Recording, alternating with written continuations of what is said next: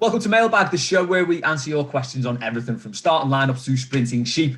This week, I am joined by Reilly James, Dave Downey, and Owen Parks. We've done all the preamble before we started recording, so we'll get straight into the hot topic. As ever, shout out to the name of a random Everton player if you know what news story the story's from. There's no points involved, it's just for fun these days. So we'll kick off with, what's your favourite fish? Oh, Tim Cahill. He's not my favourite fish. You've definitely called the fish Tim Cahill. Yeah. He'd be a fit fish, wouldn't he? A whole aquarium of the 0708 team. Go ahead then, what's the story? This is to do with fishing boundaries and stuff and whatever's going on with the EU. And apparently if fish swim a little bit by us, then they're ours. Something like that. Sort of. Anyone? Oh God, really? Yeah. It's in the ballpark, but it's very specific. Anthony Gardner. Yeah. Is this the story of Jacob Rees-Mogg standing up in the Houses of Parliament and proclaiming after the country spent billions and billions on Brexit that the fish are happier because they're now British fish? Oh my God.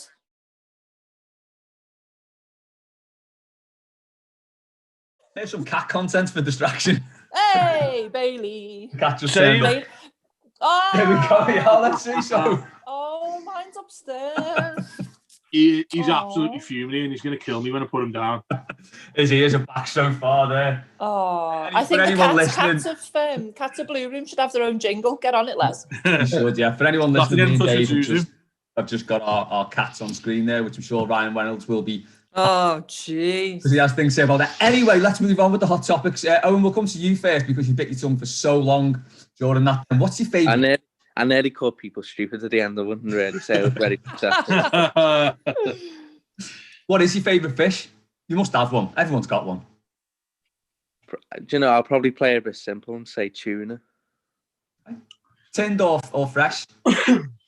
Anyhow, I just quite like tuna. Everything else I can give or take, really, but I'll say tuna. Tuna. Solid, Kate? I can't get my head around people who can eat tuna hot. It's just like the weirdest thing in the world. Tuna melt. Why would you have cheese and hot?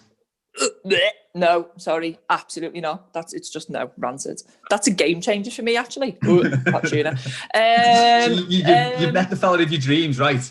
You met the fella of your dreams, and your first dating Subway. It's going brilliantly. I'll have a tuna. I'm so classy. And you walk out. That's it. That's it. I'd lash me butty on the floor and just leg it. Gone. There's only one worse than that. All over him. There's only one worse butty than that, and it's I don't know if they still do it, but they used to be just like the 4 cheese. Subway. Oh. Just slap a bit of Dairy Lee on a butty and charge it a $5 for it.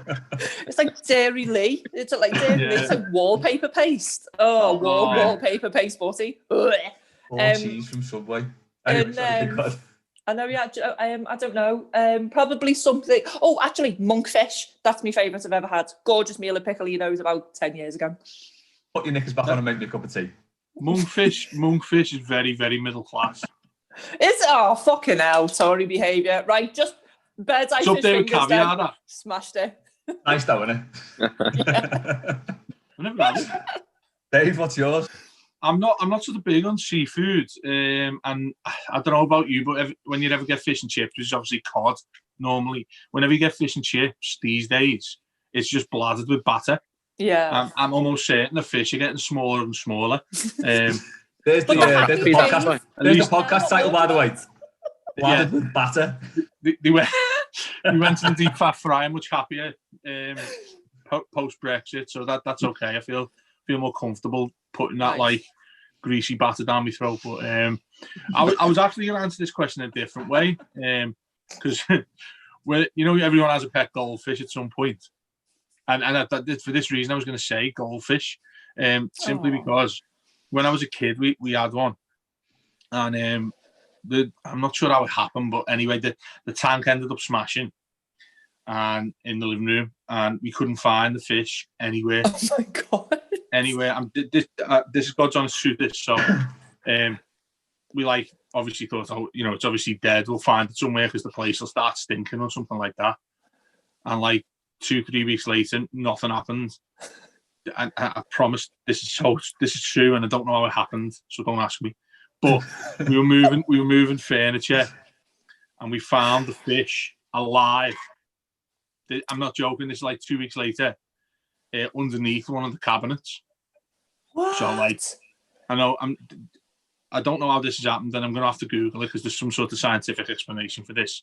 Either that or there's like, even like around it wasn't damp or anything. You know, it's like it never had water to live off or anything. So obviously we put it back in the tank. This goldfish lived for like 4 or 5 years. What? I know it was the most incredible thing ever. And when it finally passed away, we were like, wow, that's got to be like the hardest fish I've ever seen in my life. But I don't know how it happened, Kate, but I swear to you. That's not like when the fair comes to the mystery and you get a fish for fucking blinking. You don't even have to do anything, they just give you the fish. Yeah, that lasts about 12 hours and then it's like, yeah, oh God. Exactly. And it's the most heartbreaking pet to own other than a hamster. Because there's no longevity in the world. Good in hamsters, do they? Hamsters are absolutely stunning little creatures. And they just get 2 years and that's it. And it's heartbreaking when they go. I could not have a hamster ever again. Like the cat that showed you there, the cat that showed you there is just turned 10. Like, so you get a bit of value for money. Bailey's 18. Really? Yeah, same as Zico. Yeah. Zico's the same this year. That'll fellas. Amazing. Mine's probably a nice bit of yellowfish. Smoked haddock, is it? I don't know. Yeah. Haddock or pollock, maybe? No, haddock. Can't believe no one said salmon. Again. I know, I don't like it, but you see a lot of people obsess over salmon. Nice with poached egg on a bagel, I've got to say. Yeah, not for me, mate. How does somebody physically eat that? You don't eat that, you wear it. That's not like something you can do in public. You can't eat a bagel with salmon and a fried egg. Did you just say fried egg on it? Poached. Yeah. Oh, sorry, it's Wirral. Poached egg on it. You know what I mean? You're not wearing that. You don't have it like a sandwich bagel. You have it like in 2 halves and use a knife and fork. Oh my God. Put your pinky fingers out as well when you're eating everything.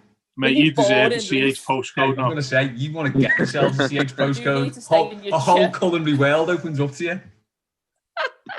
Anyway, we'll move on at the risk of... the best named fish, by the way, is a sarcastic fringe head. Look it up, it's terrifying. What? Sarcastic fringe head. I need to write that down. What's it done so wrong to get that nickname? Absolutely no idea. I don't know what's sarcastic about it. It's not even got a fringe, but it looks quite... Okay. It's not even got a fringe. Right, at the risk... Imagine a fish with a fringe. At the risk of dipping back into politics, get your 11 players ready. What's the worst goal celebration? Victor Anichibi. Oh. That's also the answer. He was genuinely though, Owen. He had the worst celebration ever because he always looked like he was pissed off. Yeah, I just remember wasn't like, did he have that celebration where he was just holding people off every time he celebrated? Yeah.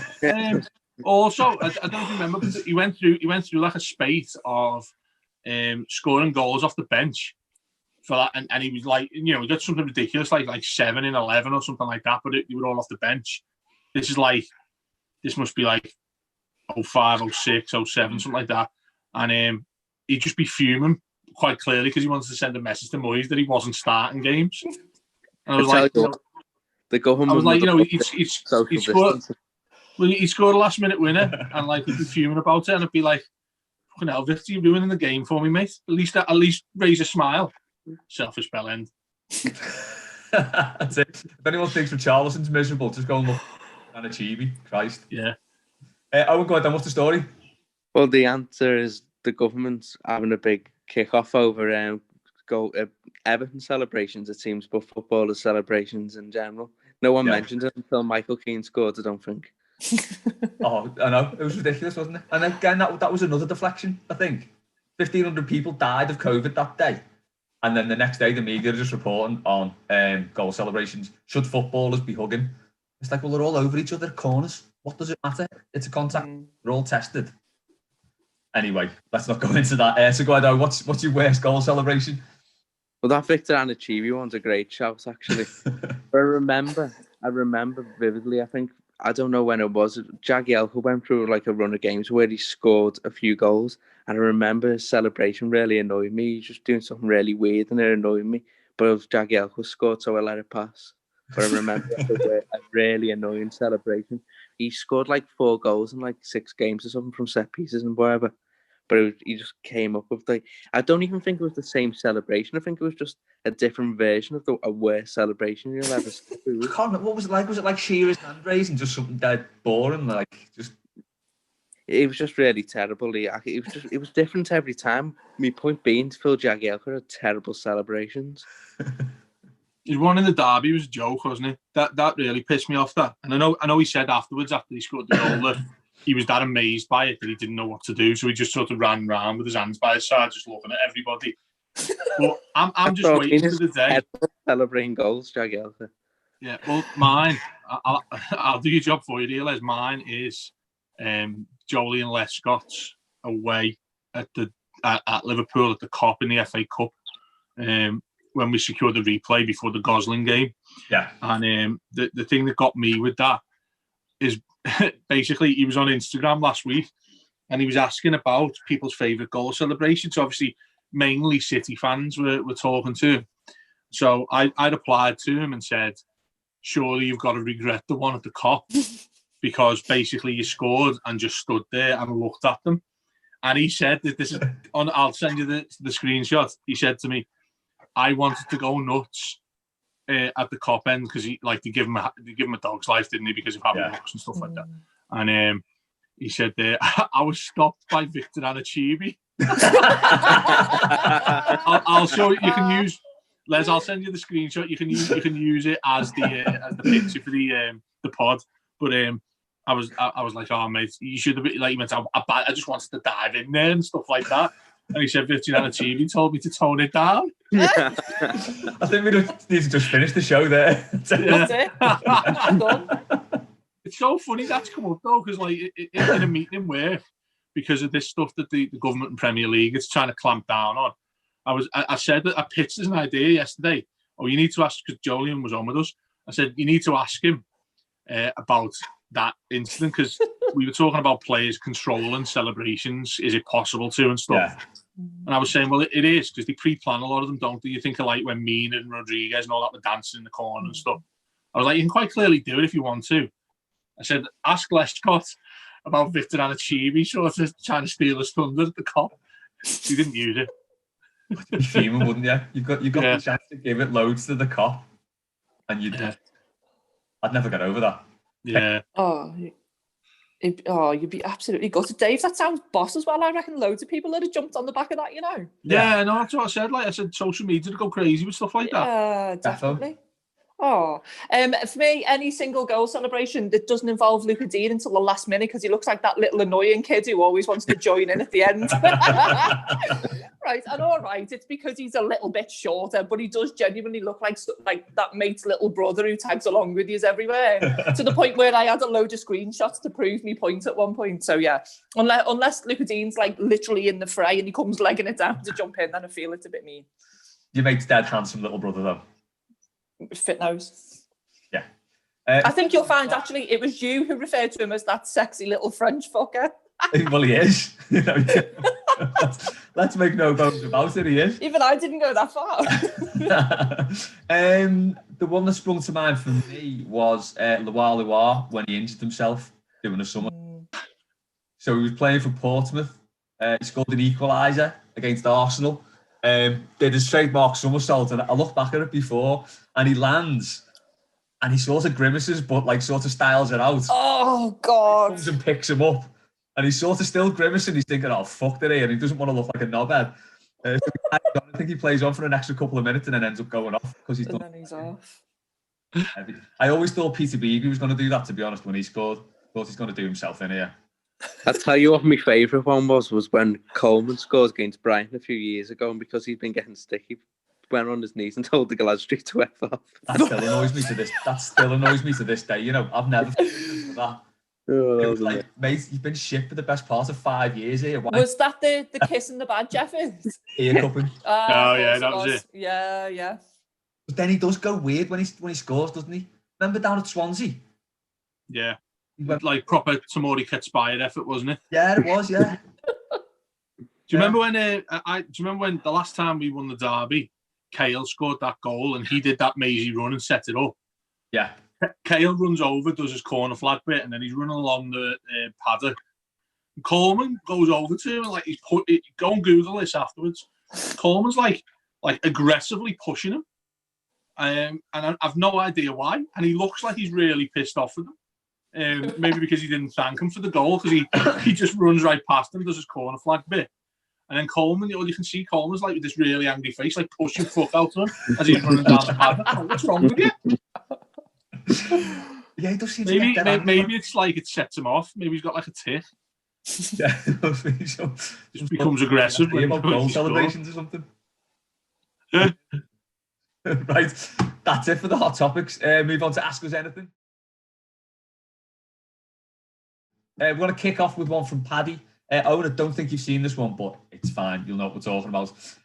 Those 4 lads who got pictured on a night out in Birmingham and have suddenly become the biggest meme of 2021. Paddy's, if you had to, whose rig out are you going with? So can you all picture what they're wearing? There's the lad on the right in the dead big white shirt, dead tight jeans, no socks, and a pair of brown loafers. Middle, he's got a black shirt and really bad checked kecks. I've looked at this picture far too much, obviously. What's his inside leg? Well, I reckon the fella in the middle, the little box, he's about the same size as me, so I'm going to say the others are about 6 foot. He's got some check kecks on. Obviously, no, there's not a pair of socks between any of them. The little fella's got like the tightest, weirdest polo shirt on and the weirdest. What did Jack call them? Joggy suit. They called them suit joggers. Suit joggers on. And then the fella on the right's got a black shirt, black jeans, and some black. He's got match of the day shoes on, actually. Yeah, he has. I thought they were Vans at first, but they're match of the day shoes. Yeah, he's got funded shoes on. So out of those, who would you go? Kate, I'll come to you first. Go on. I mean, realistically, how am I supposed to? All right, okay. Tell you what, we'll like switch it around for you then. Who would you cop for if you had to? Well, our very lovely Laura has actually resubmitted that photo into our group at some point this morning with the heads of Carlo, Tim Cahill. That's all I looked at. I went like Leighton Baines, Leighton, and who else? Owen Ferguson. That's right. Yeah, and no words were like Cahill and Carlo were rocking it. Yeah. Do you know what? I probably would. It's so funny.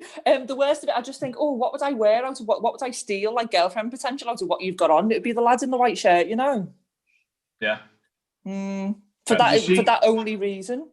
Well, this is actually a couple of years old, you know. Is it? It's not like a recent thing, because I remember seeing this last year.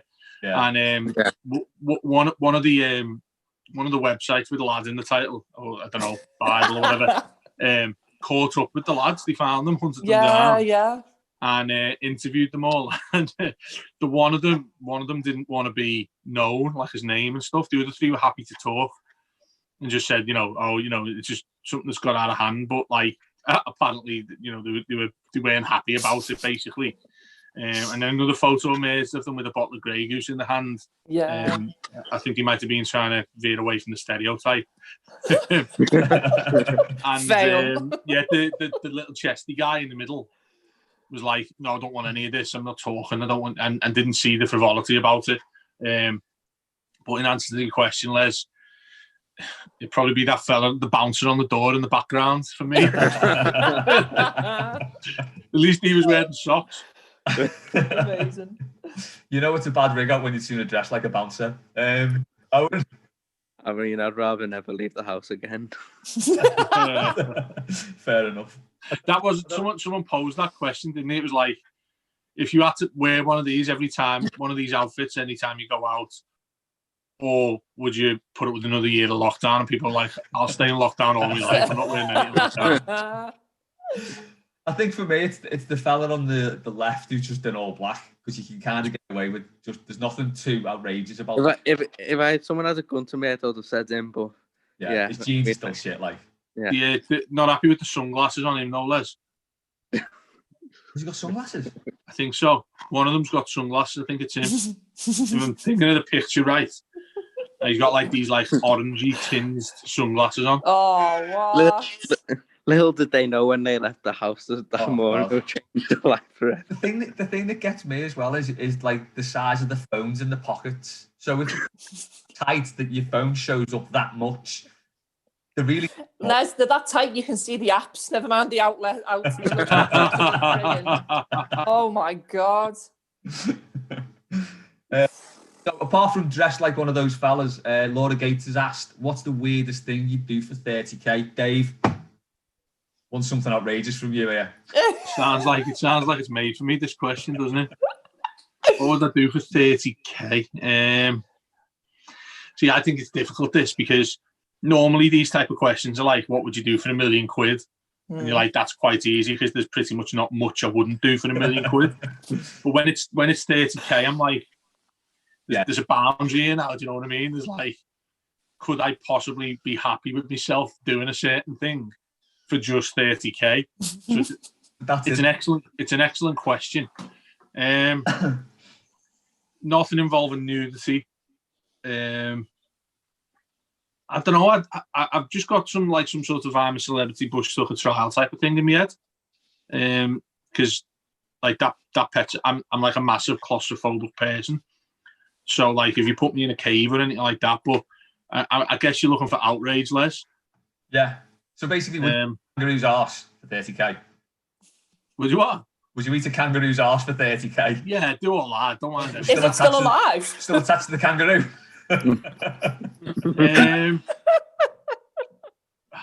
Just give me something and I'll tell you. I don't know. Oh, well, you put me on the spot there. Well, my answer to this, right, just purely for Laura's benefit, for 30k, I'd next James Coleman. Oh my God, I'd do it for free. He's not my type, Kate.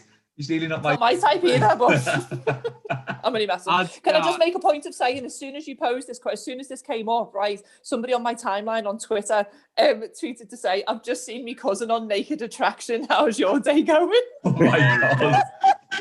Yeah, so there's the sort of answer that I'd say. So I'd go on Naked Attraction for £1 million, but I wouldn't go on it for 30k. What? Would you go on it for 30k, Kate? No, I wouldn't go on it full stop. Jesus Christ. I'll go on for £1 million, definitely. No. No, come on, £1 million. See, this is why it's slightly different in that with having the kids, once that stuff goes out, once that's being published, yeah, that's it. It's a type of thing as well. You'd be happy doing it about like 30 years ago, wouldn't you? But now with social and all that stuff, it's like, yeah, 100%. So imagine that poor woman watching the program now, and like, at what point did she know it was her cousin? Oh yeah. You'd be asking some serious questions, and then he got halfway up, and someone went, "Oh, where's that Sheila?" Yeah. How close is this family? Yeah. It just made me howl, honest to God. Oh. Okay, Naked Attractions out. What would you do for 30k? That you wouldn't do for free, by the sound of it. What would I do for 30k? Oh God, you know what? It is a hard question. Like Dave just said there. I think if you're given a load of choices, you just go, yeah, I'll do that. But no, I wouldn't do this. Yeah. I have to look at stuff that I'm really, really scared of, I suppose, and that it's like jumping out of a plane or something. You would genuinely have to pay me a lot of money to even consider it. Shout that, actually. It's just nothing. I don't know, nothing too scary. And then I just think, like, when it comes down to, like you saying there, like, I'd neck Seamus Coleman, you know, I'd neck a girl, but like, I feel as if you weren't getting your money's worth for 30k. Like, go to town, like any night out, you can usually see that.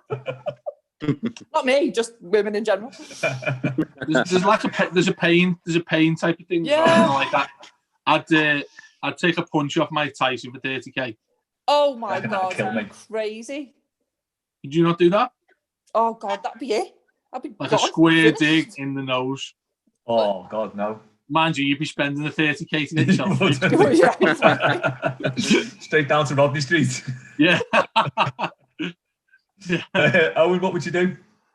Well, I'd rather go on Naked Attraction for 30k than dress like that fella in the picture.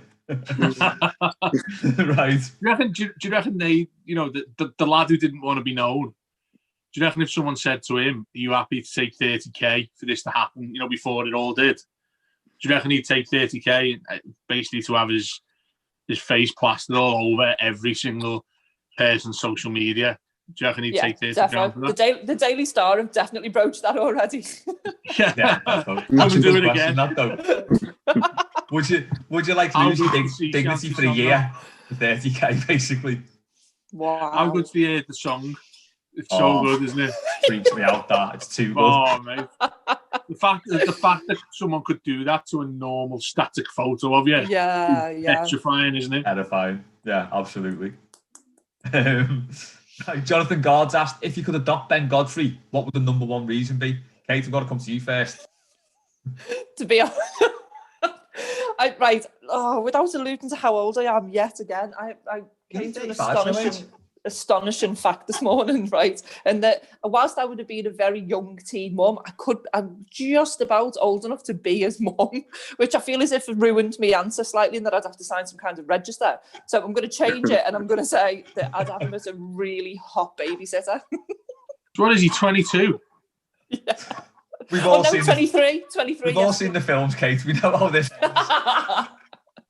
I'm just working out the math of Kate being a teen mum. Don't do it. You've only just turned a teenager. No.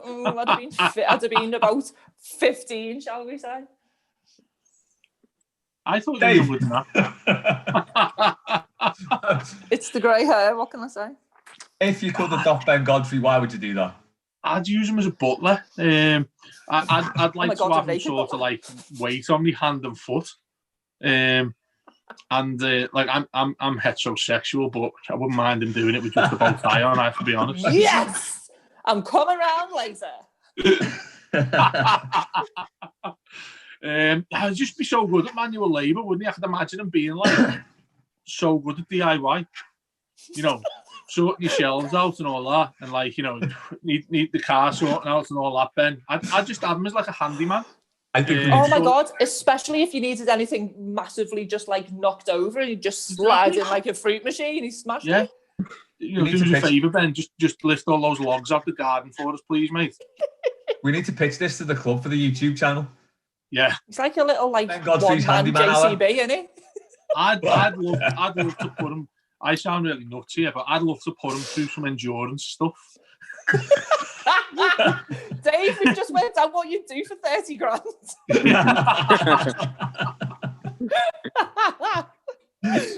What a lad. Do you know what as well? I reckon he's the exact type of person you'd take home to your mum, isn't he? Do you know what I mean? He does look like a good lad. If you're a young lad or a young girl bringing home your first partner, I reckon you bring him home. The whole family's in love with him. And then they find out he's a footballer. Yeah. Owen? I'm going to completely lie and say his recovery place. You'd adopt him for his recovery place? Well, it's not really legal for me to adopt him considering he's 3 years older than me. Hang on, is that true? Is that the thing? That's a very good shout, yeah. Can't you adopt someone if you're older than them? If you're younger than them? Well, I wouldn't thought so, but... That's a really interesting question, that. Yeah. It is. Because obviously you can have aunties who are younger than you and all that. Yeah, that's right, yeah. Could you adopt somebody who is older than you? I'm going to look that up. That's a really interesting question, man. There you go. Ben Godfrey's shitting himself now. Oh my God. I wish he was 23. Mike DeAsha asked, who's the most famous person you could beat in a fight? What a great reply to this as well. JH replied, be touch and go, but probably Stephen Hawking if he was still alive. Jesus Christ. Stephen Hawking not alive? Oh, he died a few years ago, didn't he? Oh, did he? I didn't know that.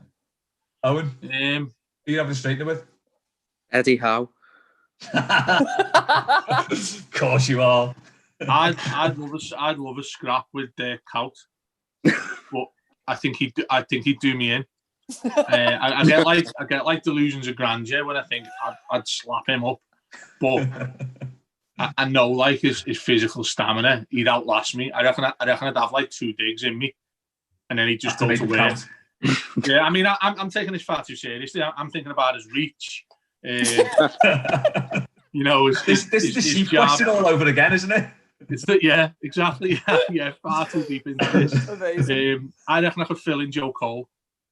Oh, nice. That'd be quite satisfying, that, wouldn't it? Yeah. David, don't you have to just punch him on the top of the head and then you've planted him anyway? I don't know. It's like a classic sort of like who'd win between a heavyweight and like a flyweight type of thing. And obviously, if the heavyweight lands a punch, that's it. It's game over. Yeah.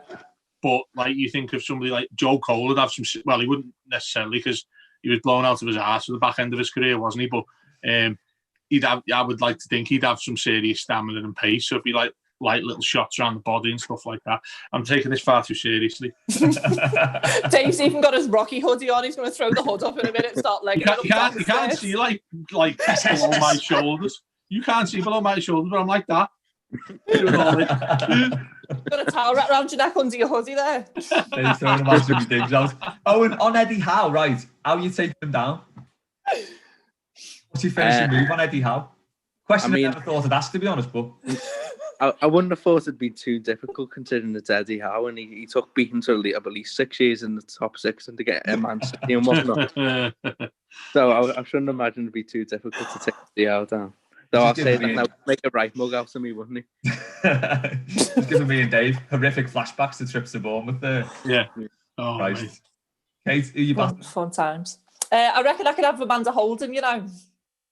I'm quite. See that? I am. I'm quite confident about it. Just because she annoys the life out of me. You're getting 30k for that, Kate.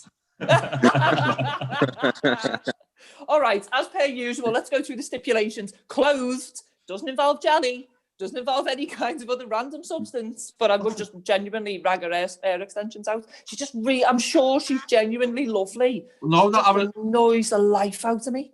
I was going to say there was no sort of sexual deviancy in what I was saying. I mean, I give you 30k to do it in because you're a massive blag Evertonian. There was definitely deviancy in my answer.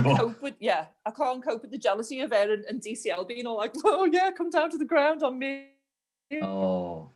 Yeah. Stop it. So yeah, I'm making Amanda Holden public enemy number 1. Fair enough. An excellent shot.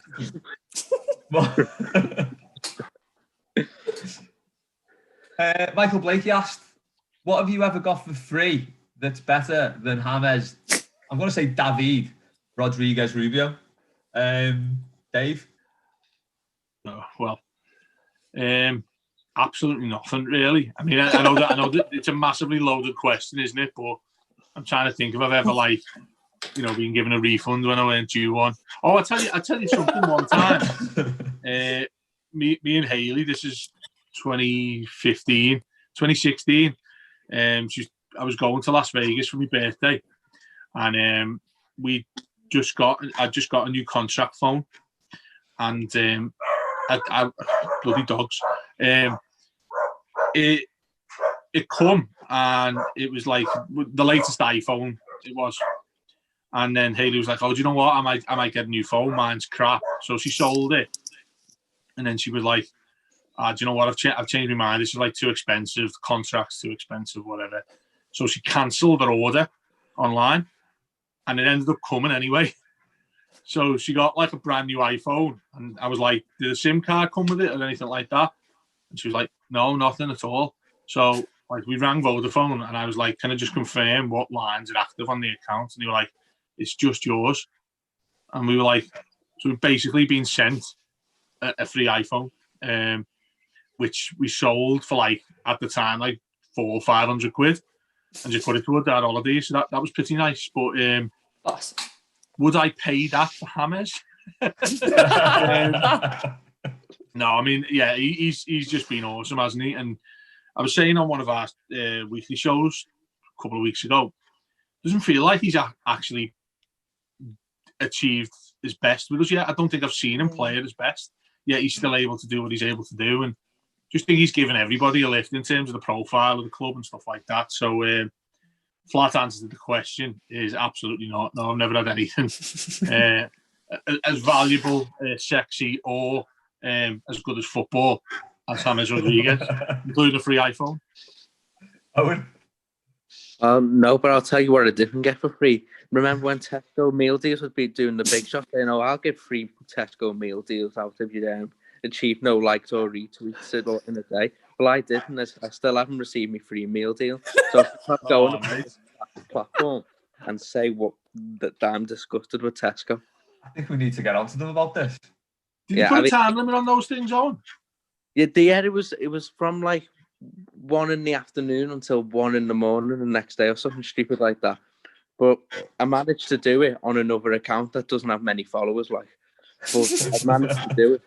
And I remember, I'd like DM them 7 times with screenshots of me at 1 o'clock, no likes or retweets or comments. And they just block me every single time and put me through like an automated message, and I'm fuming. And to this day, I've not been back in for a meal deal. I reckon we should throw the Power of the Blue Room's verified status or the Athletic Paddy Borland. Oh, definitely. Get behind this, I think. Message in the chase video. You get a lifetime supply of Tesco meal deals. Kate? I love it. No, again, is the flat answer. Although my one reservation about James is that he's a bit... I can't find another way to say he's a bit too perfect. Do you not think he looks like a bit of a robot? He is a bit like, he's like a really fit RoboCop. He just looks a bit kind of like not all human. Yeah, he's just so perfect in the face. Do you know what I mean? I guess because he's fond of greasing himself up as well by the look of it, which doesn't help. Yeah, it's like he's being photoshopped in real life, isn't it? Well, yeah, basically, it's just like they take him into the changes and just power him down, basically, and then just wait until they need to use him again.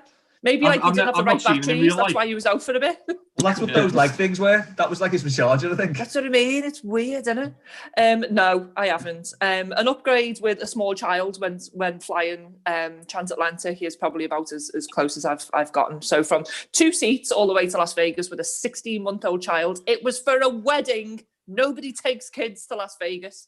And I was in the middle of a stag do from Manchester for like the 12-hour flight or whatever it was, and the air hostess just came over and she went, "Do you want to come with me?" And I was like, "Yes, please." And ended up with like a bank of 4 seats at the back between me and Ellie when she was really little, and it was boss, and we slept the whole way, so that was very nice. We got an upgrade to the Bellagio, which was good in Vegas. What was that?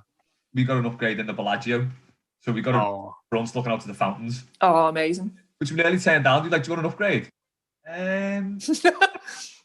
Yeah. I don't know. Jump on. Like, okay, yeah. Strange. So this is the thing with upgrades. It's like you hear so many stories of people when they've been on flights. Oh, we got upgraded to first class. You just need to ask, or there's a way of doing it, or whatever. I've never had that happen to me ever. Never. And in terms of upgrades, the only sort of thing we did was they had an offer on. We stayed at the MGM Grand. And they had an offer on to upgrade to a suite for a decent price. So we did that. And it was well worth it. Like, it was absolutely lovely. But I've never, when you always hear people saying, "Oh, we were managed to get a free upgrade. We ended up in first class on a big long haul flight." I'm like, nah, never happened to me at all that. Yeah.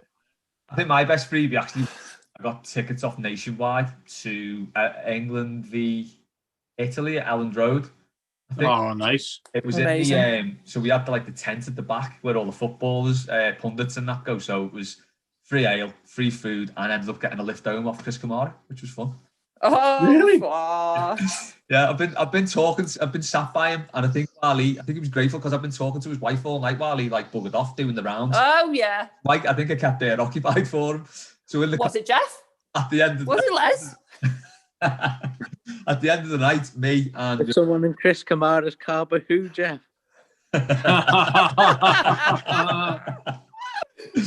We were stood in the car park waiting for the taxi, and he just shouted. I just heard this voice shout across the car park, "Oh, Les." So we look over. Chris Kamara's waving at me. "Do you want a lift?"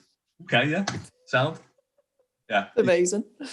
I think just on the freebies thing, it might actually be up there with James, actually, come to think of it.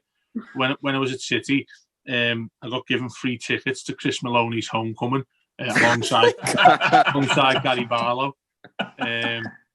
Needless to say, I felt so overwhelmed by them. I give them away out of the charitable nature of my heart. Dave, what a guy! It's true what they say about you. That's another circle of hell, that isn't it? Wow. Oh, I couldn't and the thing is, people in work were buzzing with it, because it was X Factor and all that. Yeah, and it was Gary Barlow. I think he put it on in the might have been in the Playhouse, but one of the little theatres.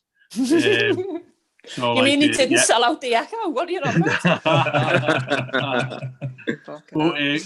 No, it was actually they went into the Empire, and obviously loads of people from work went and come the next day, and they were absolutely gutted with that. And I was like, why? Because they only went for it obviously for Gary Barlow, and he didn't sing. he was just standing there cheering on Chris Maloney. Love it. Wow. Doesn't even do anything for the tax. On a similar theme, Reilly James has asked which celeb should be next up to offer Boris a straightener in the park. Stephen Hawking, if he was still alive, obviously. We need to see Eddie Howe versus Boris Johnson, don't we? What's that? We need to see Eddie Howe versus Boris Johnson.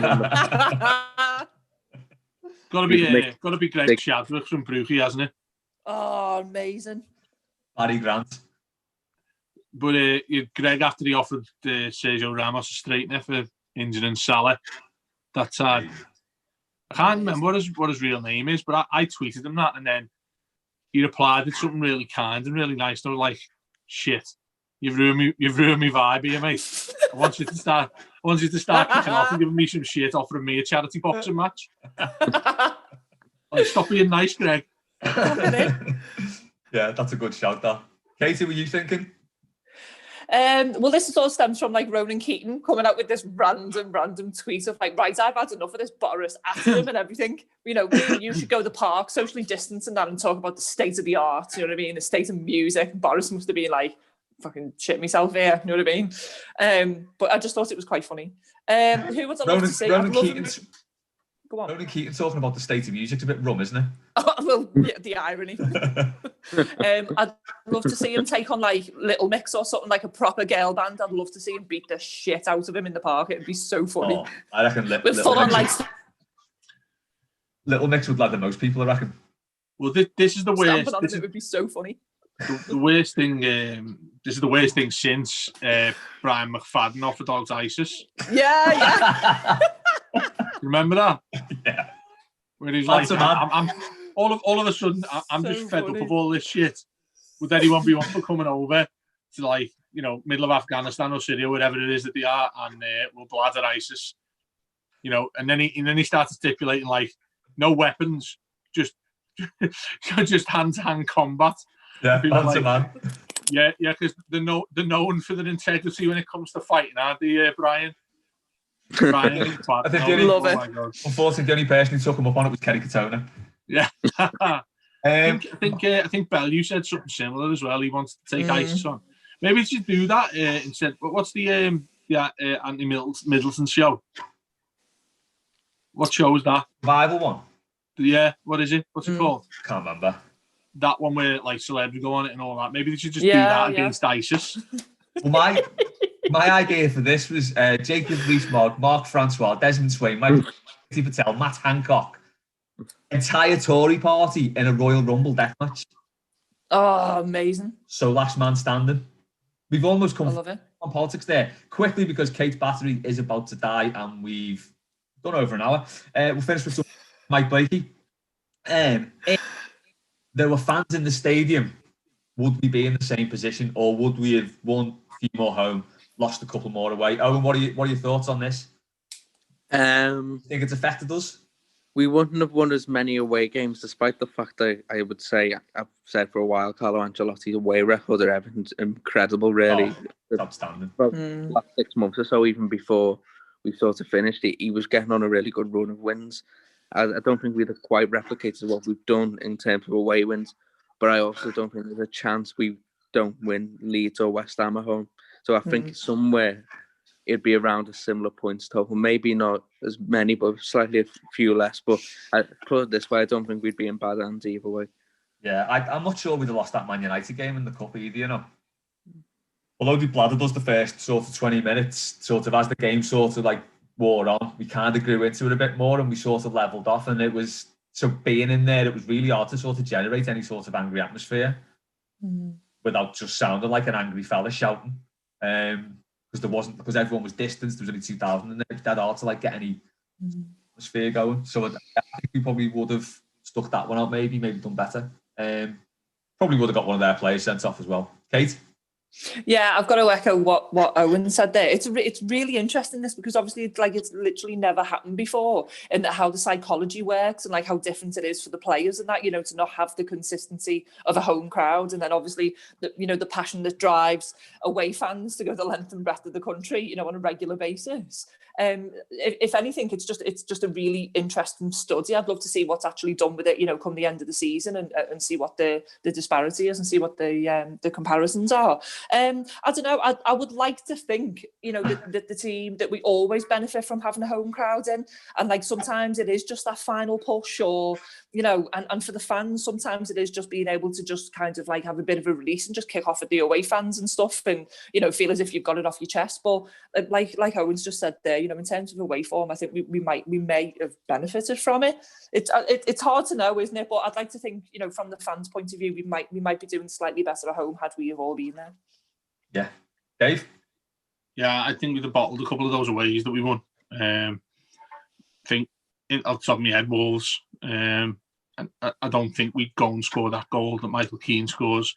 I think in away games, I think with a full house and a half decent side like a Wolves, a draw there is seen as a really good result.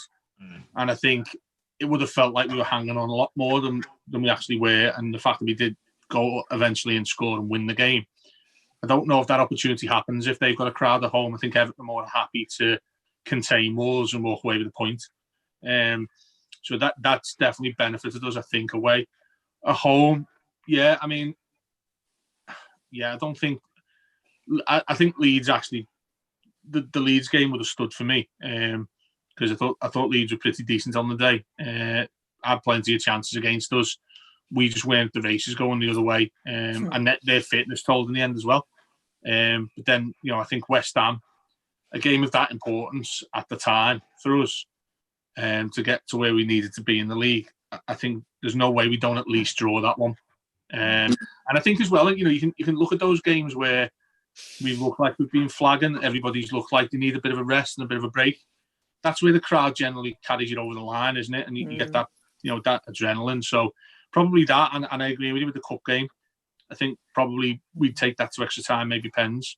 So yeah, I mean, it swings and roundabouts, but I'd like to think it didn't have an effect, but there's no way Everton wins 6 away games if there's crowds there. Absolutely not. Yeah, that's a fair shout. I'd probably echo everything you've all said there. It does seem like it's, you know, we might be in sort of a similar position, but we would have lost some others away, like Everton would have maybe some more at home. I think it's interesting what you said, Kate, as well, about the fact that this should be used as a sort of test case now of sort of how much like fans do influence games, because you have got basically a totally sterile environment for football, which, you know, sounds a little bit like Anfield most weeks, but there we go. We'll finish on that. That will be interesting, won't it? That was a tap-in. That'll be a real acid test, won't it, going to Anfield with no fans? It will actually, yeah. Yeah. If we win there with no fans, we can definitely say for sure that it's affected us positively in some way. Yeah, definitely. Right, that's all for this week. Thanks to Dave, thanks to Kate, thanks to Owen, thanks to everyone for sending questions in. We will catch you next time